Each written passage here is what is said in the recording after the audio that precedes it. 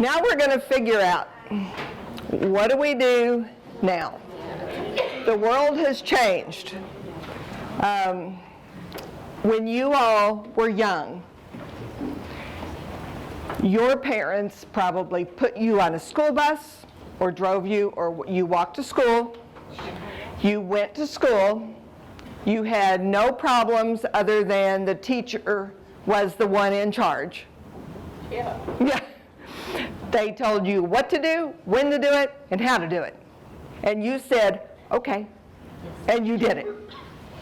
It's not that way anymore for multiple reasons.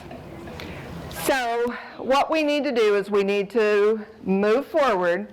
But before we move forward, in your QR code, there is a pre-assessment.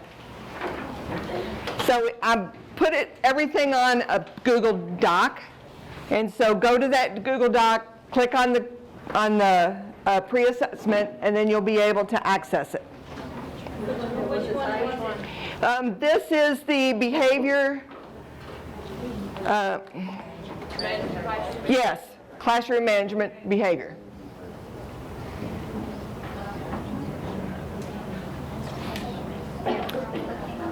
And then it's at the top of the Google Doc, says pre-assessment.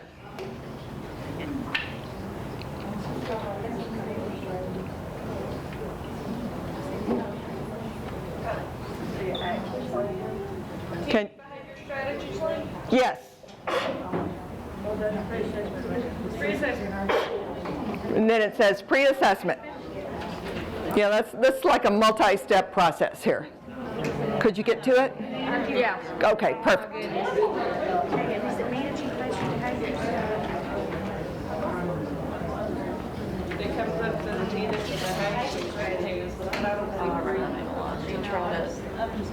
It's the Managing Classroom Behaviors QR code, and then it says behavior strategies, maybe. And then it says pre-assessment. Yeah. And can you imagine having a group full of kids saying, okay, now do this, do this, do this, do this, do this. And expecting that speedy result. Could everybody find it? And and I assumed that you would have a phone with you and that you would be able to do that. So that's just my assumption.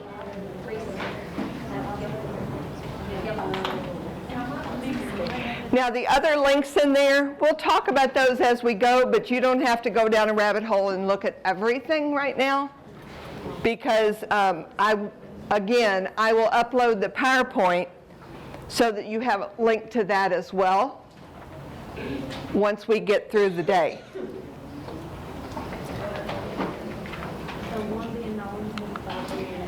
All right, so my name's Patty Whitney again. Up on the screen, I've got 2 grandkids. And my grandkids, I kept them during Christmas break for their parents, and they got on my elliptical. And I thought it was so funny. If I could have figured out how to upload the video, I would have. But it was really funny because they both had to stand on a pedal to make it move because they weren't heavy enough. But together, they made it work. And so that's pretty interesting, just already figuring out that together we can make this happen. And I put that on there because I absolutely agree. You guys can't change the world one person at a time. But if you work together, you can make your school and your classroom and your students have the best possible outcome ever. All right? So it's all about working together, working with those different personalities. The dogs, I've got fur babies too. I put this on there because every classroom has a halo. Have you ever heard that? The halo is they have their high achievers, they've got their low achievers, they've got their average achievers, I should have probably done that in the same order, H-A-L-O. And then they have their other. Okay, so I got my high, my average, my low, and my other. I like animals. They're good for my sanity. Work for Kentucky Avery. On that website, across the top, there are multiple options to pick from. A lot of the data forms, things like that, are on this website, if you were to scroll across the top. We also link to the CYBERS website, which everything's an acronym. CYBERS is the Center for Instructional and Behavioral Research in Schools. Lots of videos on there. Your co-op has lots of training videos. We do too. So, you know, when we went to the virtual world, everybody got engaged. And it really gave us all a leg up on that. So why are we doing what we're doing today? We're going to talk about the root causes. We're going to talk about, you know, behavior and attendance, and we're going to share some interventions with you. So a hand gauge. Anybody ever seen the incredible 5-point scale? Okay, ready? Raise your hand. That's me. Yeah. Okay, good. Let's do it again. Has anybody ever seen the 5-point scale? Raise your hand. That's me. Good. Okay. So a hand gauge. This works really well for kids that are introverted. They don't want to speak out. You can use a hand gauge in your classroom, and they can tell you, you know, how they're feeling that day. They can answer questions that way. But you could say, you know, put up your fingers. 5 is you're completely confident. 1 is not so much. So you can use a hand gauge. Now, I know that you can't see this very well, but let's say on a Likert scale, 5 is the best, and the best is you are willing to participate and you are willing to stand up or do whatever it takes all day long. 1, you had a rough night and you're kind of tired, but you're here and you're going to get everything that you can out of it. Ready? A hand gauge. Show me what you're going to do today.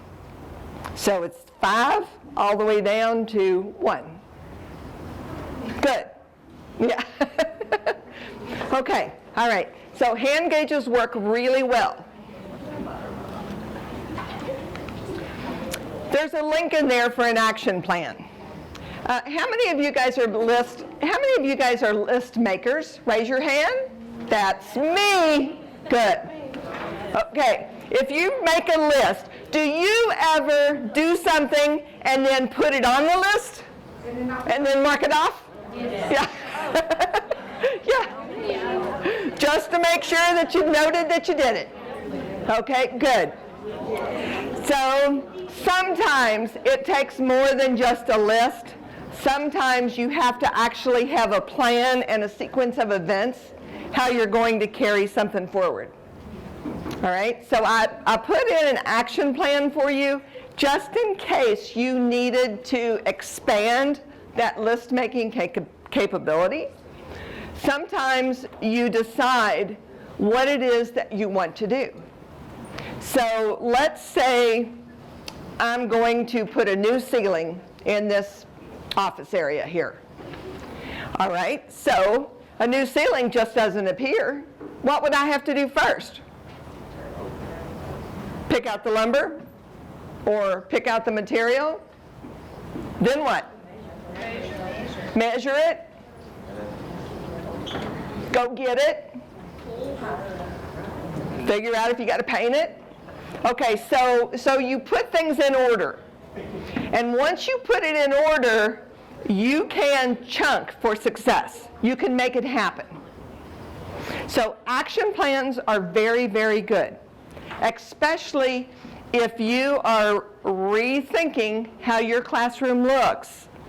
It's not going to change tomorrow or Monday, but you could have an action plan and your classroom climate could change within the next 5 weeks. So you just make a plan. Now, Kentucky Avery, we use this chart all the time. And it's because when you notice that there's some things going on, you have to identify the predictable failures. You've got to identify, is there something that you can predict it's going to happen? When you go to lunch, do you expect one of your kids to run? Do you expect one of your kids to be ugly or not sit where they're supposed to be sitting or whatever? Okay? Can you prevent that failure? Dr. Terry Scott, the guy I work for, he says, if I were to put a little bit of money behind that and make a bet on it, and I come in and you say, this kid runs every time we go to the cafeteria, and then he says, I'll bet you if he runs, I'll give you $1,000. No, if he doesn't run, I'll give you $1,000. And then you start thinking, okay, what I got to do to make him stop running for that one day, that one observation. And you prevent it. That's what we're talking about. So if you know that you can prevent that, you got to figure out what you have to do to prevent it. Then how will you maintain consistency? How can you keep it up day after day? And so you figure that out. And then what's your data say? So then you start doing some progress monitoring. Is it working? Are you able to sustain that effort? So that's what we're talking about. And when you look at, you all have all seen those MTSS triangles. And so when you look at that triangle, you ask those questions every step of the way. Because if there's something that you can do to prevent the behavior that you don't want to see, then you've got to start thinking about it. Now, on the back of one of your sheets, you all take notes. If you need to make an action plan, whatever, go on and take some notes on there so that you can have a plan when you leave, because I'm going to ask you to share a plan with me. So you just think of the simple things you can do. Let's talk about chronic absenteeism. This is a hot topic right now. It is oh so hot, let me tell you. So backstory on this is myself and my coworker, Brittany Neal, we have been doing a 3-part series on this on Monday afternoons. And it's a virtual training. And it was really, really hot topic. So the training has absolutely blown up. I've got so many registered. My email's gone crazy. Lots of information. And what we have found is that people don't understand what chronic absenteeism is. It is not truancy. Truancy is when they are unexcused and the DPP sends letters home saying that if you don't get to school, you're going to be in court. Okay? Chronic absence, that's when people are missing school for a particular reason, and maybe they have a note behind them. Now, most schools, I don't know what your school does, but they look at the average daily attendance. Come to find out, their funding for their school is based on average daily attendance. All right? So then we start thinking about it.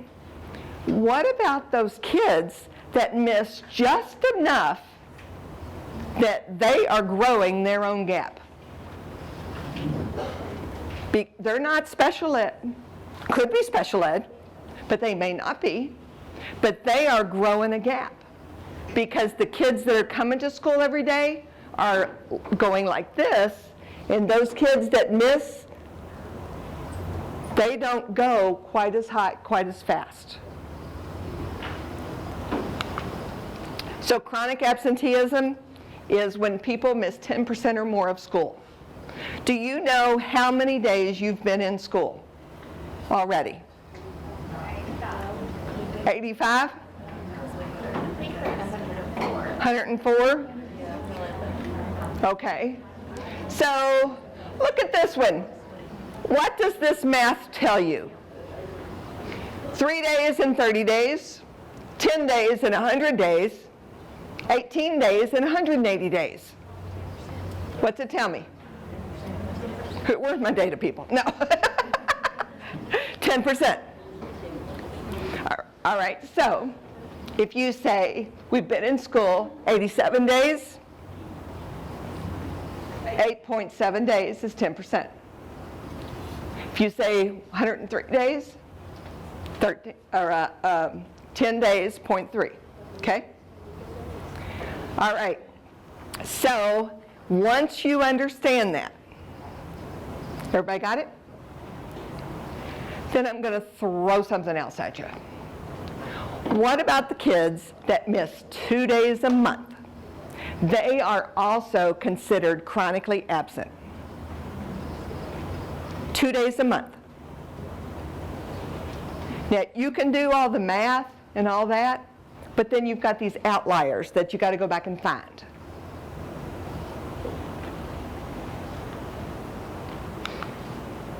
So this Attendance Works is a really good website. It's attendanceworks.org is what the website is. It's absolutely excellent. It talks about being successful in school means attending school regularly. It talks about chronic absenteeism isn't the same as truancy. And that chronic absenteeism is rarely measured in the school.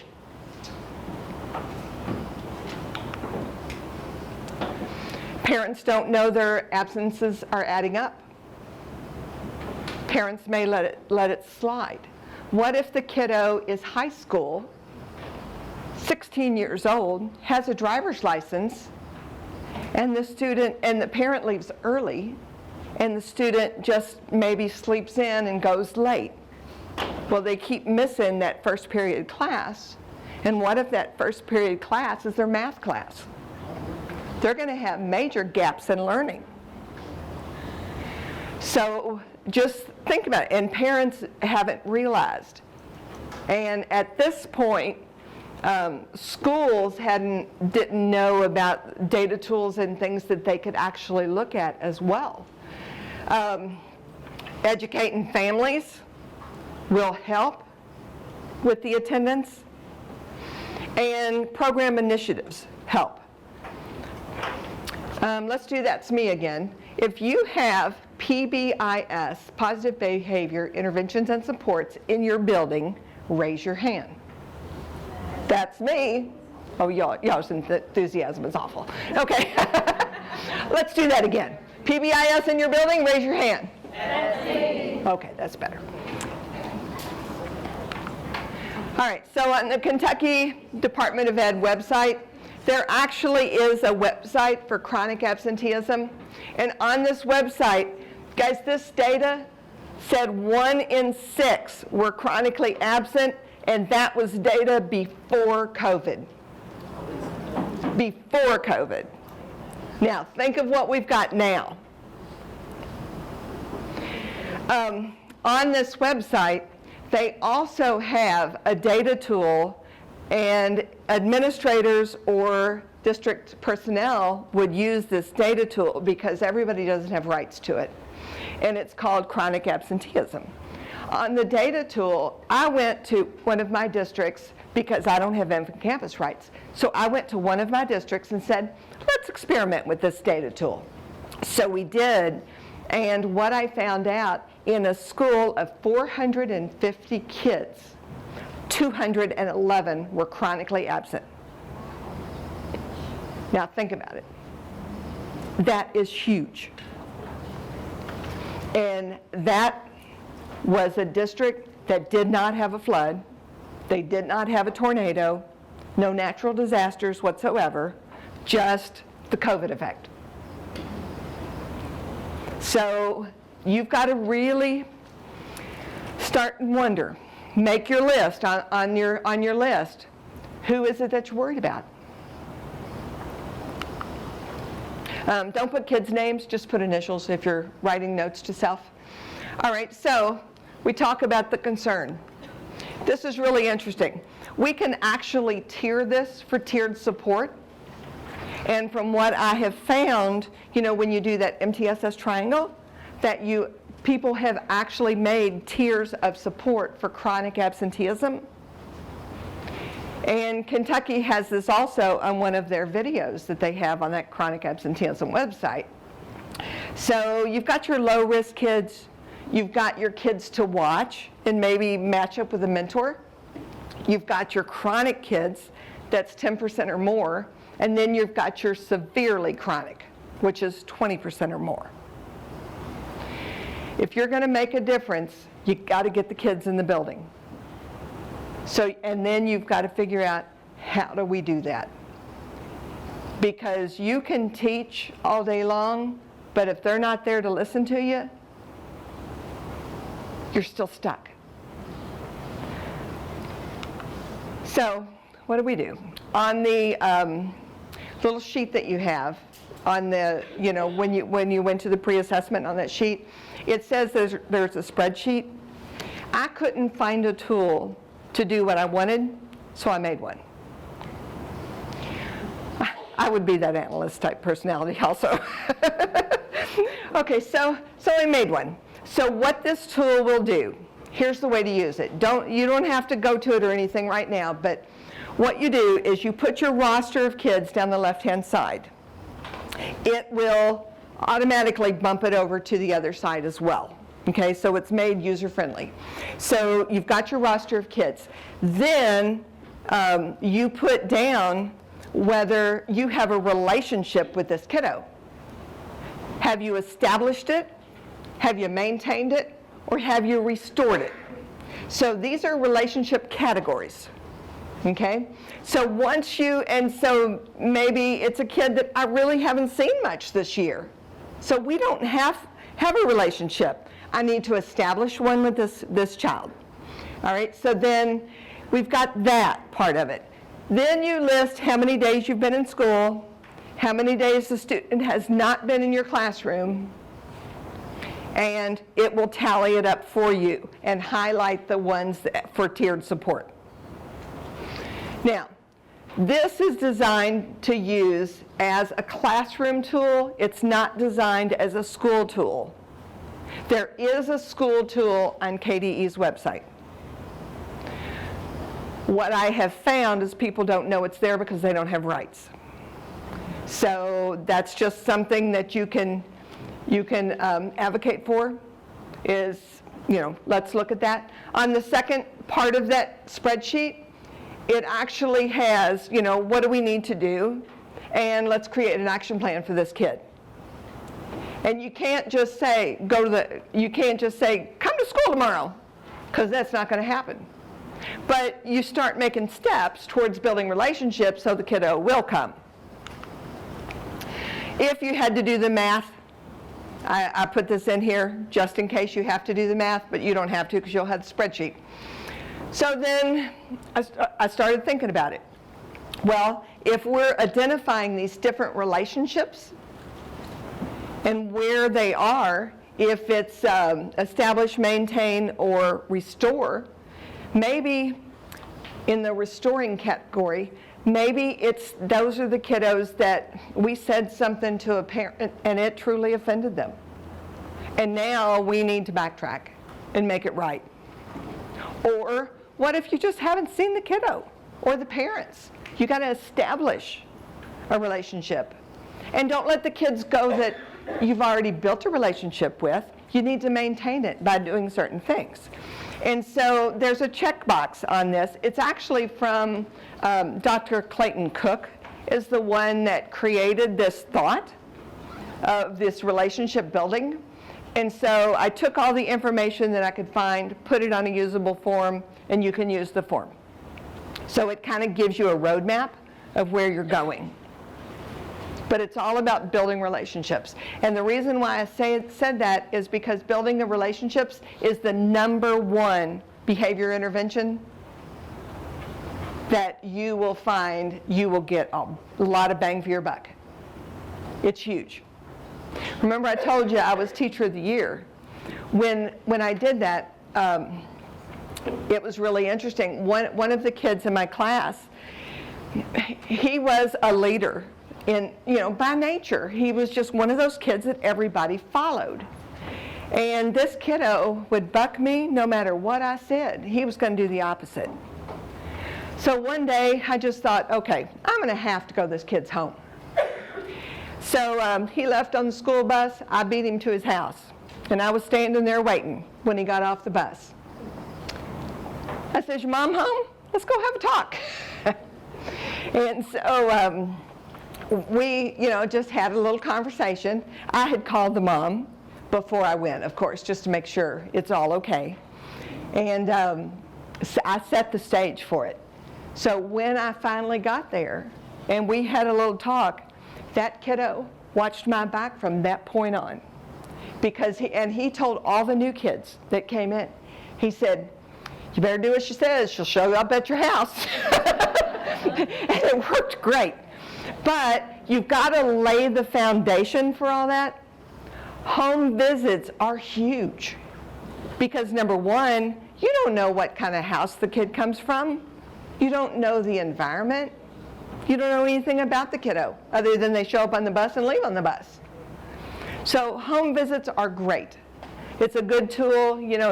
Kindergarten, they do home visits, or most do. And, that's just a real good practice. Okay, so remember, don't stop now, because even the spreadsheet won't catch those kids that miss 2 times a month. So you still got to go back and find them.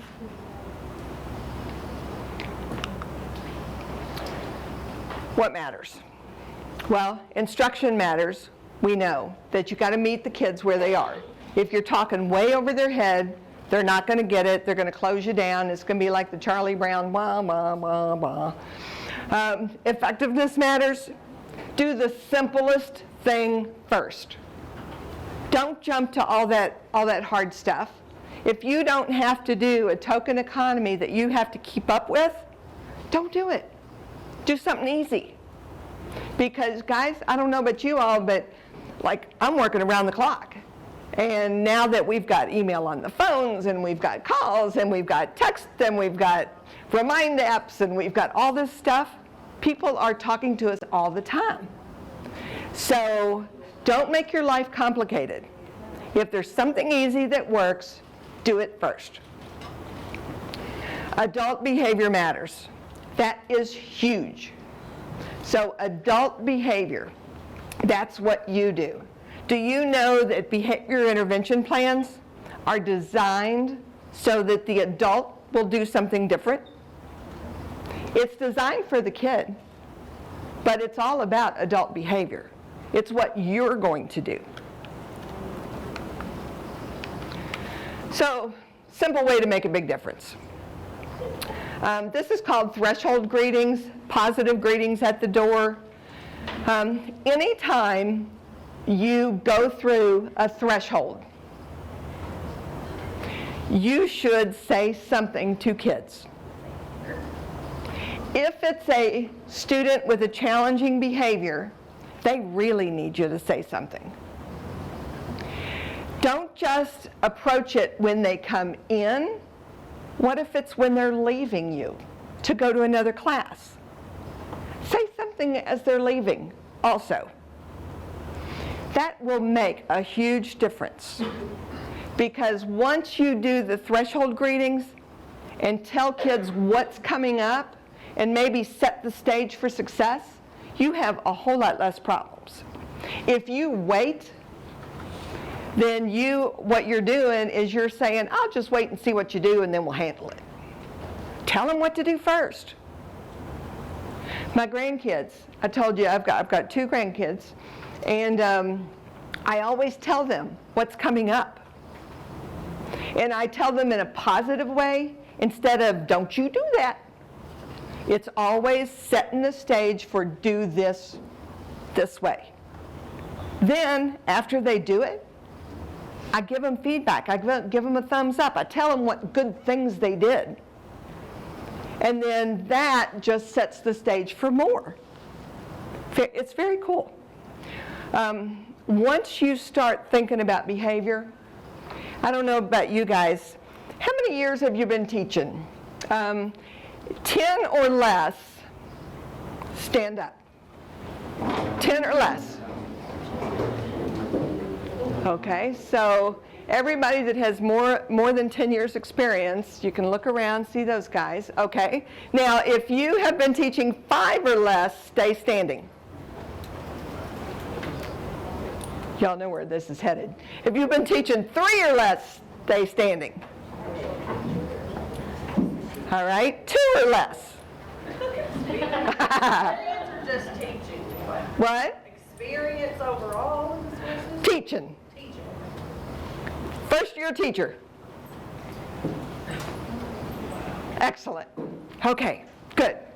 So, once you figure out, okay, you can go and sit down. So once you figure out that adult behavior will make a difference, you guys got it made. That's all you've got to figure out. When I started teaching early on, I taught a session, and this gentleman was in the session, and he told me, he said, "Are you telling me that it's my fault these kids are acting up? Are you saying that I'm the problem?" I said, "Well, just look within before you look out." And a couple years later, I got that nice little note, that affirmation statement of, you know, she was right. I changed some things that I did, and it made all the difference in the world. And so you start thinking about it. Guys, it's not, people sometimes just need prompts. And so about the same time, this person comes up after the seminar and she says, "So tell me, if all this behavior stuff is true, can you fix my husband?" I said, "Well, what's his problem?" She said, "He keeps locking his keys in the car. And he had this job where, you know, he had to get stuff out of a back seat or whatever, and then he would just slam the door shut, and it had already pressed the lock button. And then his keys were laying there on the console." And so I said, "Okay, so let's give him a prompt." She said, "What do you mean?" And I said, "Does he have a sports team that he likes?" She said, "Yeah, UK." I said, "Okay, buy him a UK lanyard. Tell him to put the keys on the lanyard. Teach him the process. Before he gets out of the car, turn it off, hang the lanyard, then go on about your business." Never locked his keys in the car again. She emailed me within 2 weeks and said, "Okay, we got it. Problem solved." So just think about it. It's all about looking at the behavior and figuring out what is it that we need to change. What is it? Once you do that, I guess it's amazing. People think you're just the smartest thing in the world. But that's all you got to do, is just look at it and really analyze it. And then create a process. Okay, I like the C, results. C is sound of your voice. The way you present yourself to others. E is expression. That's how you're looking when you're presenting yourself.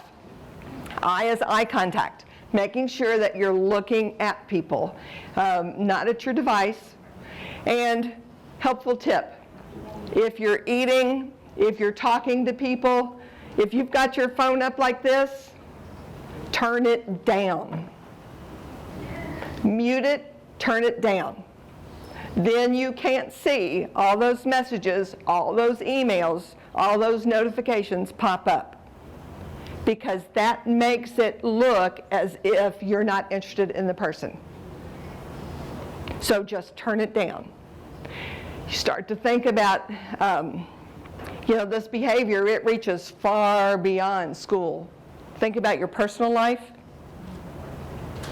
And later on, I'm doing that conversations, better conversations. And I learned more about my marriage reading that book and things that I do wrong and how to help me maybe change things a little bit. So very, very interesting. Okay, so think simple, see results. So what we're going to do is we're going to watch a quick little video. It's less than 4 minutes long. And unfortunately, this is straight off the internet. Okay, how do I make that happen?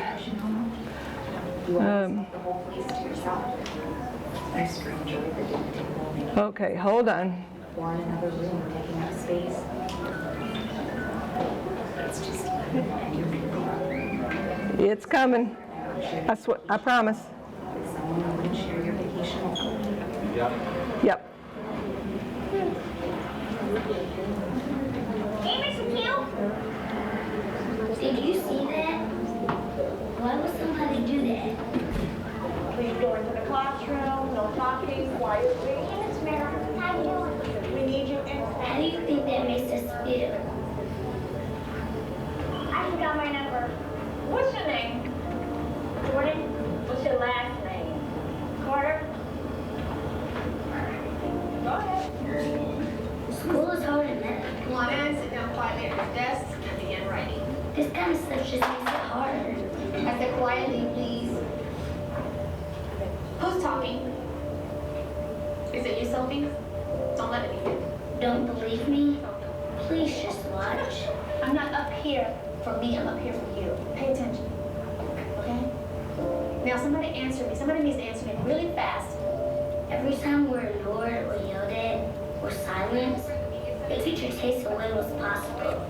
No horseplay, no running, and especially no talking. Moment by moment. Verity, your student's behavior yesterday in the lunchroom, it was terrible.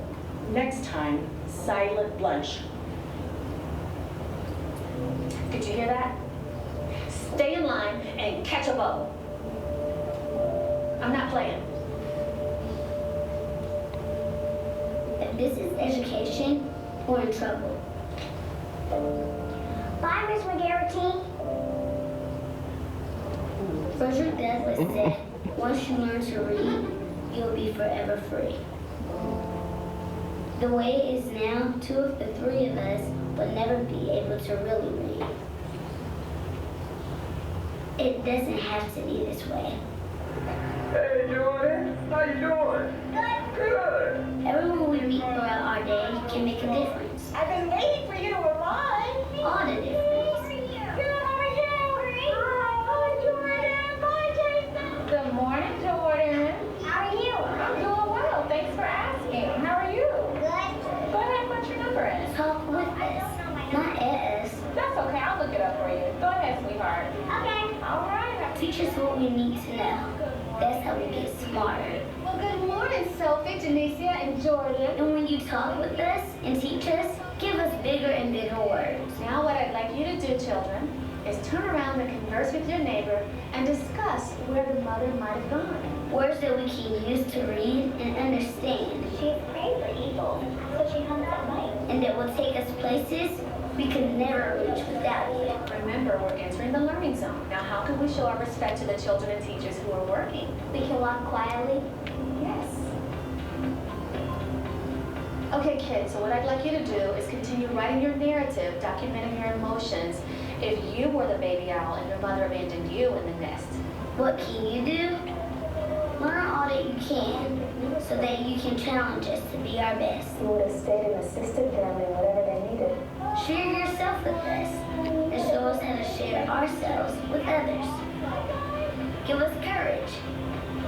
Give us compassion.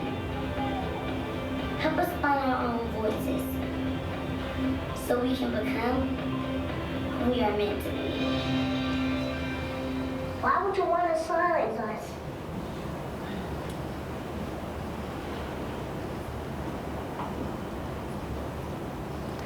I think that video speaks volumes. Talk at your table and just kind of tell others what you think.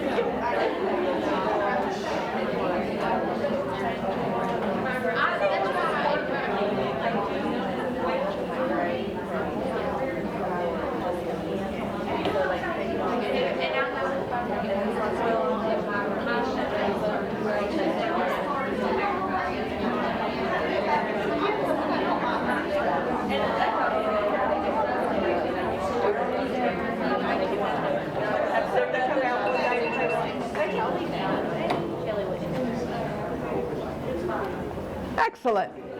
You know, when you do a raise the hand or a quiet or whatever you're doing, if you count to yourself, you can set goals of how quick will people respond. And like the first time I gave you a verbal prompt, next time I only gave you a physical prompt. And so you can start to see, are you making progress? Sound of your voice, expression, eye contact. That's huge. Where I got the C acronym from, it's from a Kansas learning strategy. And the learning strategy is called social IQ. And it talks about all these different situations, like what about when people tell you no? Or what about when people tell you to do something and you really don't want to do it right then? And it's how to respond appropriately. And teaching kids how to respond appropriately. But seeing results is huge. So if you can just take that and start thinking, okay, so how do I respond when I interact with people? That would be a big plus, just a takeaway. And it's simple. C, S-E-E. If you were to teach your kids that have challenging behaviors, this acronym, you know, sometimes kids get in trouble because maybe they forgot their homework, but then they say something inappropriate, and so that forgetting their homework was just the catalyst for really being in trouble. So just kind of think about, okay, so what can we teach others, and what can we implement ourselves? This statement was really good, and it's out of this Better Conversation book. Practicing effective communication is clearly one of the first and best things we can do as professionals to improve relationships and school culture. And so it's all about how you present yourself. Use that C acronym. Open-ended questions, those are a must. Don't ask things that have a yes or no answer. And it's really difficult to answer yes or no questions. So early on, when I was in elementary school, kids ask, "Are we going outside today?" And I said, "Yes." Then it rained. And it was a bad thing, because then I lied. In a kid's view, I didn't tell the truth. So you change that answer up and give it an open-ended response. Well, we'll see what the weather looks like when it's at that time. Because it's very, very difficult for those yes-no answers. If you ask a kiddo a yes-no question, usually they are going to answer it how you want it to hear, so they stay out of trouble. And then you may find out they either didn't tell the truth or you know, whatever. I call those kids truth challenged because sometimes that just happened. They didn't want to be in trouble, and I didn't blame them. So an open question and a closed question. Do you understand you're missing too much school? If you were to ask a kid that's closed, yes or no. Or, what can I help you with so that you come to school more often? And then, you know, maybe they will give you something that you need to do. I know some schools have bought alarm clocks for kids. If it was that, I mean, whatever it may be, just kind of get to that root cause. Building and tearing down relationships. You get these bids, and think about it when you were fresh out of high school. Way back when, fresh out of high school. All right, and that was probably like last year for some of you guys. Okay, so fresh out of high school and you get this bid. Somebody wants to talk with you. You either turn towards them and have a conversation, or you turn away from them. So one or the other. If you turn towards them, you open the door. And that's what we're talking about, is don't just close that conversation right off the bat. leave it open, see what happens. Sometimes you turn against them and just really make them mad. And we that would be non-preferred. So the overarching goal is to improve the school attendance. You're going to have this link to a PBIS booklet that talks about working with your kids that are chronically absent. And so, you've got your triangle there. At the bottom, that's all kids. As you rise up the triangle, you have few kids. And so, and you do what it takes within that triangle of support. That's what the MTSS triangle looks like. It's, MTSS is the broad umbrella, and then you have your tiered support for academics, for behavior, for social emotional learning, all of that within that triangle. Y'all know Doug Smith's next, right?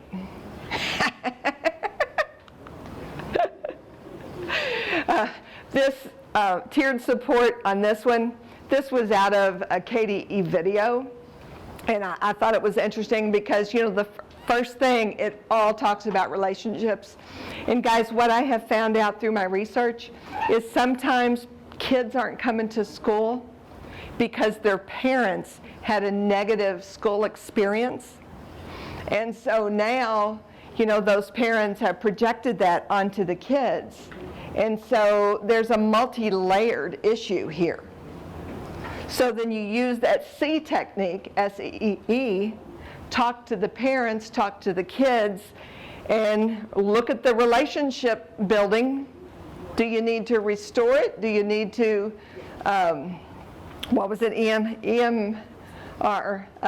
establish or maintain? So then you start looking backwards. Just very quickly, those schools that have PBIS in place, you all know about PBIS.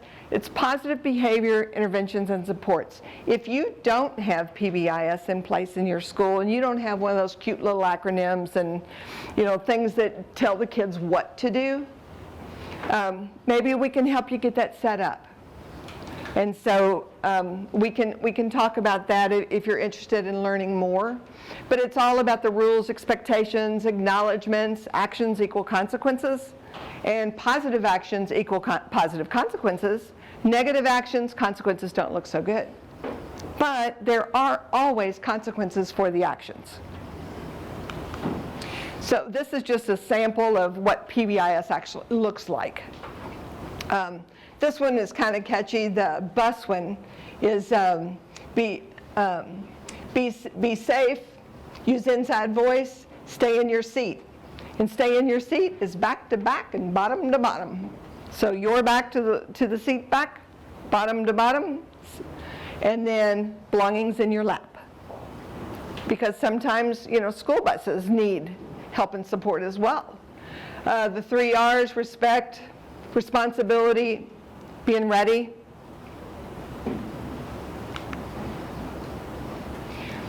School-wide issues have a school-wide team. So to begin something like a PBIS, you have to have a team approach. This is not done by one person. So you have to have a team in place. If you have a school-wide team and you have questions, go to that team and ask. They should be meeting regularly, and they would be able to bring it up to the committee, so to speak, and then consider it. There's a great activity. It's called a hotspot activity, and when you bring it up to the team puts up like a map of their school, and then everybody in the room would have a Post-it or a little dot, one of those yard sale dots. And then you would put the time of the behavior that you've seen and where the behavior happens, and then post it on the school map. Very interesting, because then all of a sudden you look at these maps and you say, oh, the bathroom on the second floor is a problem. So then we know where to put our staff. And so you can start looking at things like that. But it's all about just looking more, looking deeper, dive into it if you know there's an issue.